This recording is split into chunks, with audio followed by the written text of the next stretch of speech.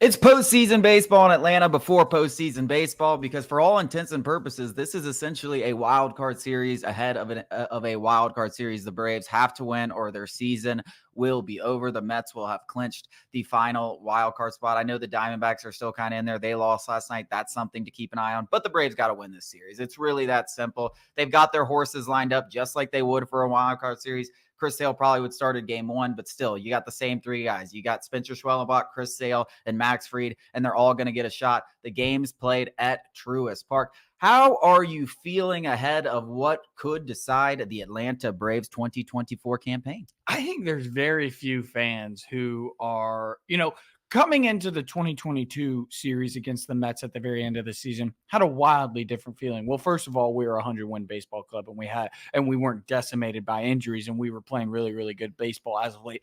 But it just feels way different. I'm excited because you control your own destiny, and I think that's the most important thing. If you win, you're basically in. So that's all you got to do, and that's the best you can hope for is this Braves club. Decimated by injuries. Every single time you think you're getting up, you get your legs kicked out from underneath you again, whether it be injury or just pure bad luck, time and time again. But I would be lying if I said I was psyched.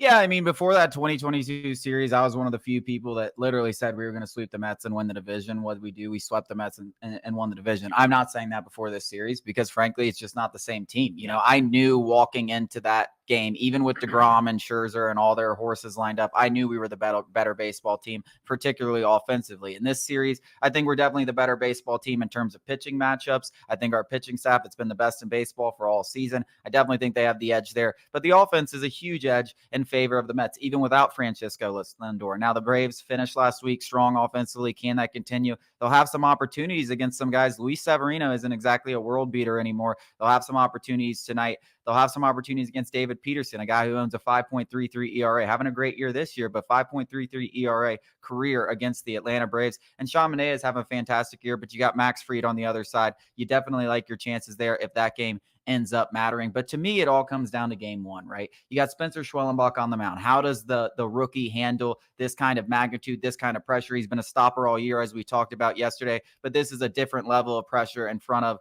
45,000 screaming fans that are ready to take the Mets heads off. He's going to have the home crowd backing him. Hopefully the adrenaline's definitely going to be flowing. How can he, how does he react to that? If the Braves can kind of steal that win, if Spencer Schwellenbach can go out there and give best and these bats can come to life and win this game, things get really interesting because, as I said yesterday, Chris Sale starting game two, you absolutely love your chances. It doesn't matter who's on the mound or how good David Peterson is. The Braves have a clear edge with Chris Sale starting game two, and now you're only 1 game back, and you could have the potential to seal the tiebreaker by winning 2 out of 3. You have a potential to basically go 1 game up on the Mets right then with another game left to play and really take the soul out of this club. So to me, it's all about game one. I mean, this is by far, hands down, the biggest game of the season. I think this will really ultimately determine whether the Braves make the postseason or not, because I love their chances in game 2 and moving forward, but they got to win tonight. If they lose tonight, obviously they're way behind the 8 ball. Yeah, it's a big test for Spencer Schwellenbach, who has answered every bell up until this point. But again, this is a different kind of bell that needs to be ringed. This is a playoff bell. This is, you're the only game on.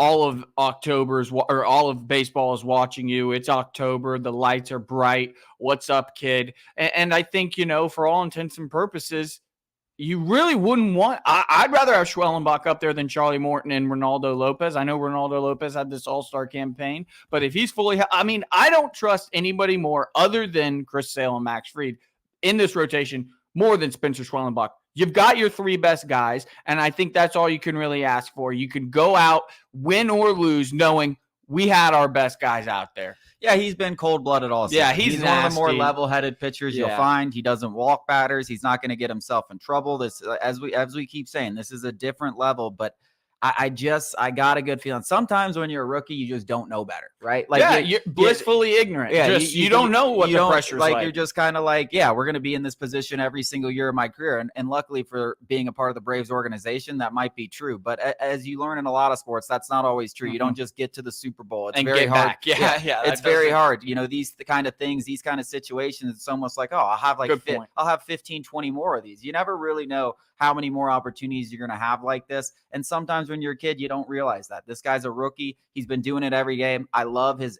chances against this New York Mets lineup that has been a very hot lineup. It's going to be a very difficult test. This has been a very good offense for a long time. This has been a very good baseball team for a long time. Best record in baseball since June. I mean, they're playing their best baseball right now. I mean, this is a chance, though, where you talk about momentum. The Mets have all the momentum coming into this series. It can stop on a dime. And because they know who's pitching game 2. Right. And it's up to Spencer Schwellenbach to stop that momentum on a dime. A couple of things. In terms of Schwellenbach's resource availability, in terms of the Mets in this situation specifically, it couldn't be greater. Nobody, and there's been a couple, but I'm just saying in general, nobody's pitching more high leverage games than Chris Sale, Charlie Morton. The guys are 100 years old combined. They've been into the postseason a lot. They've thrown a lot of postseason baseball. Max Fried for that point as well. He's pitched in the World Series, a closeout World Series game. Max Fried has faced the Mets, and specifically this Mets team, a lot. Spencer Strider, though he's injured, has faced this Mets team a lot. Spencer Strider's had a lot of success against the Mets.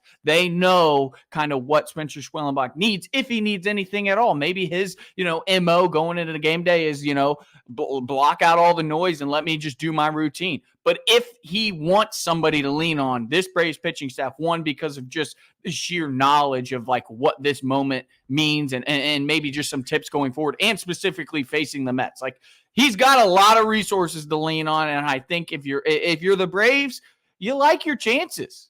Yeah, I'm most interested outside of the pitching matchups, and obviously this just being a big matchup, is how Brian Snitker kind of deploys his bullpen and how he utilizes all of his arms. Because to me, this is an all hands on deck kind of series, right? This is the playoffs. This is where, like, if you need, like, I'm not saying you're going to see Charlie Morton in relief, but I'm just saying, like, it's all hands on deck, right? Like everybody should be available for whatever role is needed. And if things get out of hand early, I'm wondering how quick he's going to be with Spencer Schwellenbach, where he turns. Like, I'm intrigued by the entire thing. We saw Rafael Iglesias throw 2 innings to end that Marlins series. I'm sure we'll see a lot more of that in this series. I'm interested to see if more high leverage arms are going 1-2 innings like you would see in the playoffs.